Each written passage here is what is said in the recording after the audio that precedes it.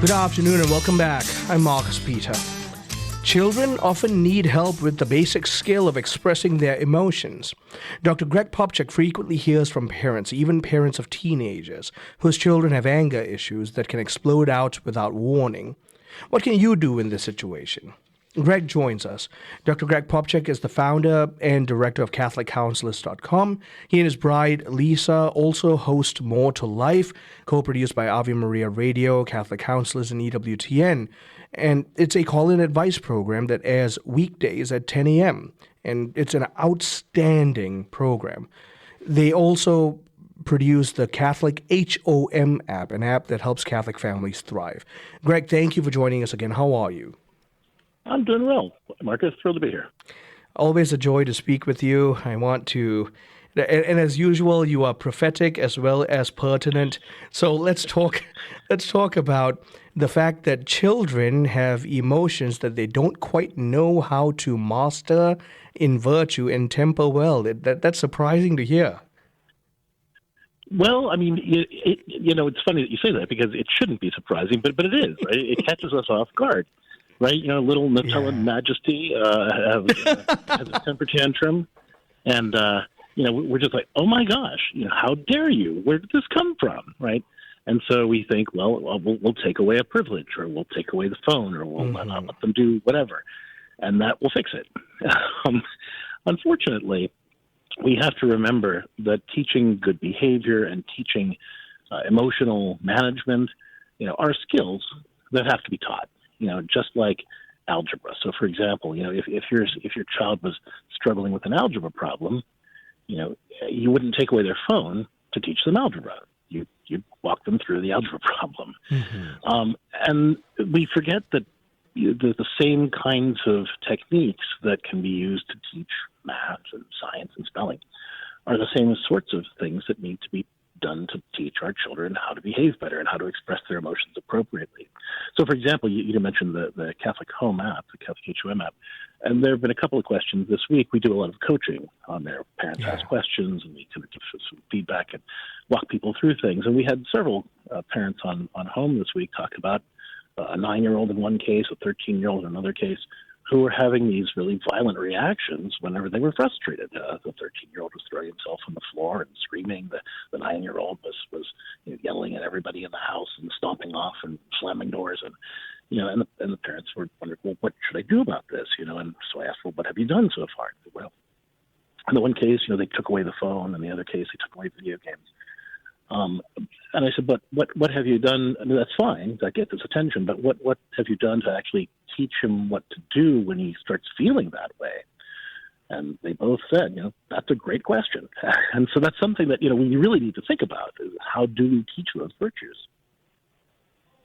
And so talking about teaching those virtues means disciplining them into the practice of those virtues, which means, as is true of the Catholic faith and parenting, there's this onus upon us to live that well that we may call it out in our children. Well, sure. And that's really important part of parenting is making sure that we're modeling, right? We can't give what we don't have. And so if we're struggling with our own emotions, that's something to work on as well. Mm-hmm. But that's not to say that we have to have all of our emotional stuff together before we can teach our kids how to do it. It's something we can work on together. So, for example, one of the things I talked about on the CatholicHOM app with these parents who were asking this question was what I call the wraparound technique.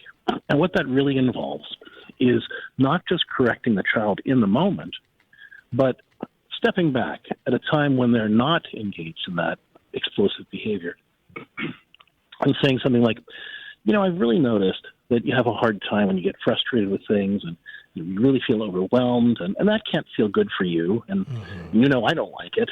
So I'd like to really focus on this for the next couple of weeks and just really helping you learn some better self-control, learn some temperance, and let's focus on that. And then step one is where you identify maybe 2 or 3 situations where the kid hasn't handled their frustration well in the last week. And you say, well, so first of all, tell me what stories were going through your head about that. Like when you lost the video game, what was going through your mind, when it happened? Oh, I was a loser. Oh, I'm never going to win anything, or whatever. You want to try to identify what were the stories that triggered the reaction, and then And then you want to look at that and say, well, okay, were those helpful thoughts or were those hurtful thoughts? Is there a helpful way to think about that? Well, I mean, I don't know. I can learn from my mistakes. I'm just giving some examples here. Right? Right. So, but you're identifying what's a more helpful way to think about it. All right. Secondly, let's talk about how could you express that? How could you express that frustration in a way that isn't horrible and drive everybody away from you? Let's talk about that.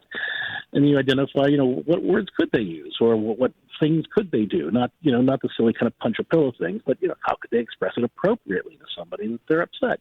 Well, you can say, I'm really frustrated about this, or I spent an hour trying to get to this stage, and then all of it went away, and I forgot to save it, and I'm really upset, or whatever.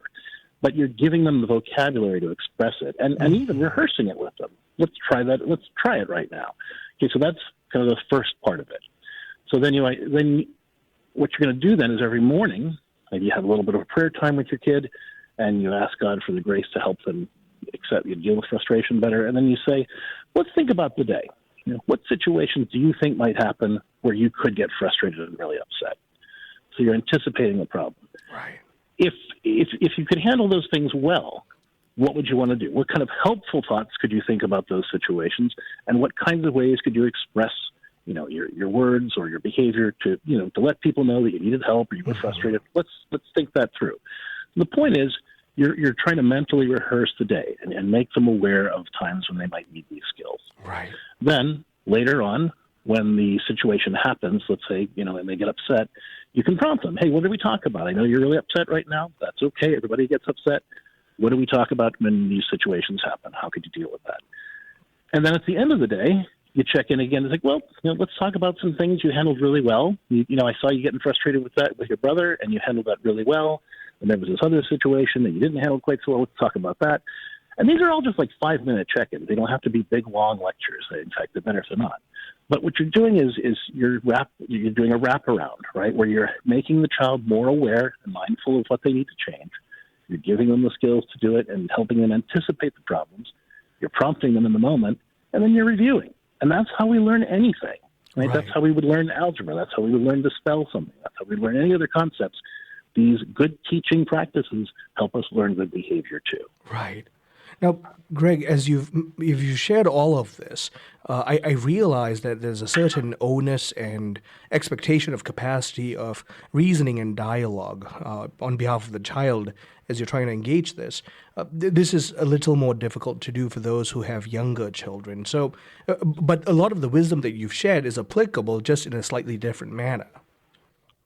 Oh, absolutely. Yeah. No, I mean, so with a younger child, say a child who's 6 or 5 or 6 even, you're going to need to give them more things, as opposed to asking. You can ask the question, how could you handle that better? But then you're probably going to have to offer some ideas.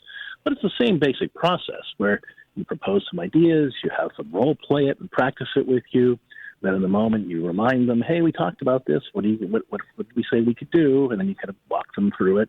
It's a little bit more of you doing the heavy lifting, but it's the same exact process because it's how human beings learn anything. Mm-hmm. I want to touch on a wisdom that you had shared some time ago that we found to be of tremendous fruit. This whole notion of downloading calmness or the heart rate from it as with a lot of your counsel, it's almost miraculous if we didn't see it working so naturally. Yes, and so what you're talking about there is the need to kind of help the child calm down in order for them to learn, right? So again, let's imagine the algebra. I had terrible math anxiety, right? So anytime I would have to sit down to learn to do a math problem, I would freak out, and I couldn't think, right?